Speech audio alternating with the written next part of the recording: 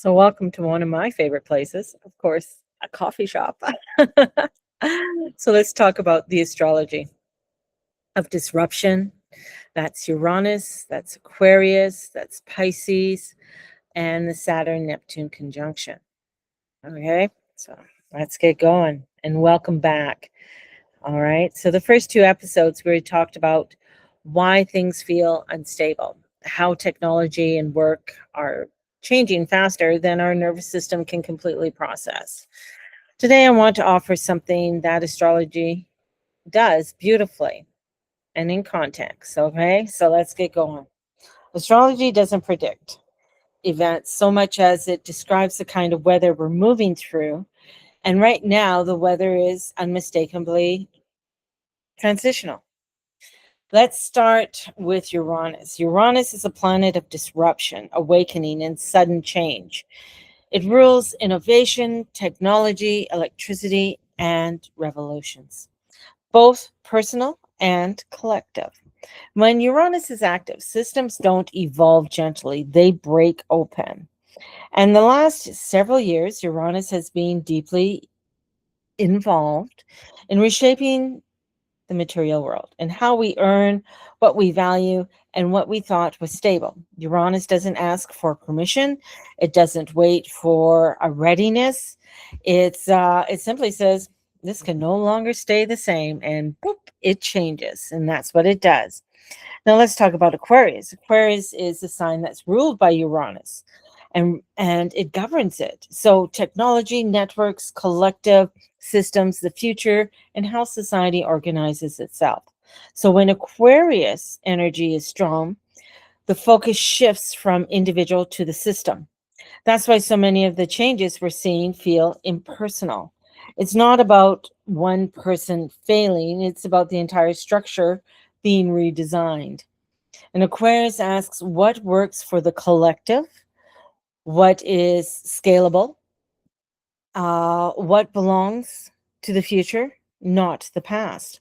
And that feels cold, but it's not cruel. It's evolutionary.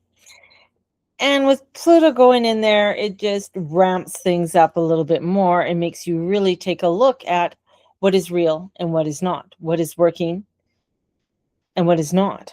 And that's what Pluto does. And it brings it all up to the surface. And with this, we have this evolutionary change. Now, here's the thing, and it gets more subtle. It's when Uranus and Aquarius are accelerating change. Now, Uranus is accelerating the change because it's at the end of Taurus. And Taurus has to do with our values and our money and our, everything to do with the mundane world.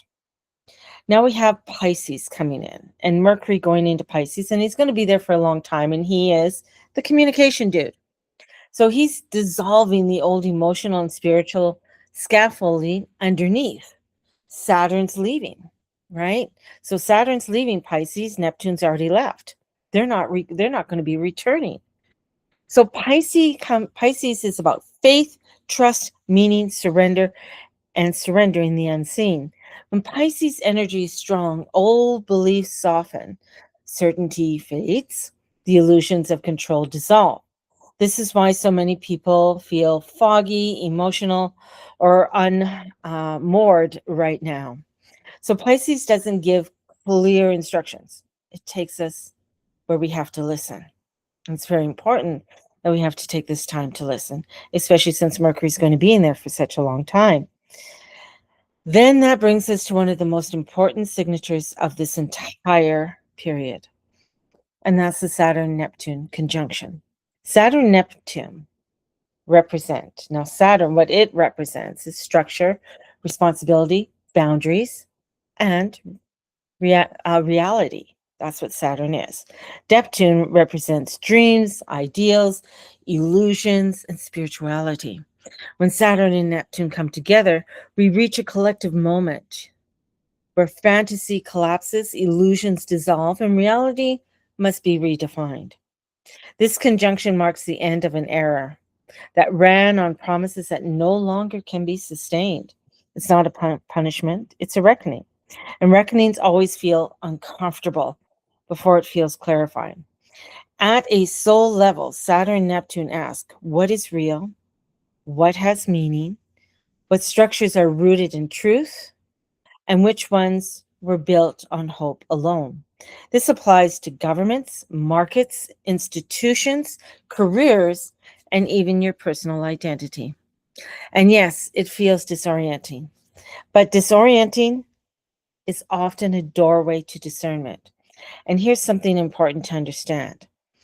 This astrology does not point to a collapse without purpose. This astrology does not point to collapse without purpose. It points to a reconfiguration. The old world isn't vanishing overnight, but it's losing its authority. And when authority fades, anxiety rises. And until a new orientation is found. If you're feeling uncertainty right now, astrology offers you reassurance. Nothing's wrong. You're not lost. You are between maps. Old maps no longer matches the terrain, and the new one is still being drawn. This is why patience matter. This is why reaction creates more confusion. This is why grounding practices are so essential. Spirituality, this moment asks for a different posture, not prediction, not control, but presence. Neptune reminds us that faith is not certainty. It's a relationship. Saturn reminds us that responsibility now includes tending our inner world, not just the outer plans. Together, they teach us to build lives that are spiritually anchored, emotionally resilient, and flexible enough to adapt. So let's close with a grounding reflection, okay? Now, I trust the timing of this transition. I release what no longer has a foundation. I allow clarity to arrive in its own time. Let's do it one more time. Put our little hands on our heart. I trust the timing of this transition. I release what no longer has a foundation. I allow clarity to arrive in its own time. Take a deep breath, slowly release, and let it go. In the next episode, we're going to talk about money, fear, and emotional decision making, and how to stay out of panic while still being practical. Until then, be gentle with yourself. You're learning how to live inside a new chapter, but it's before it's fully written. So take some time.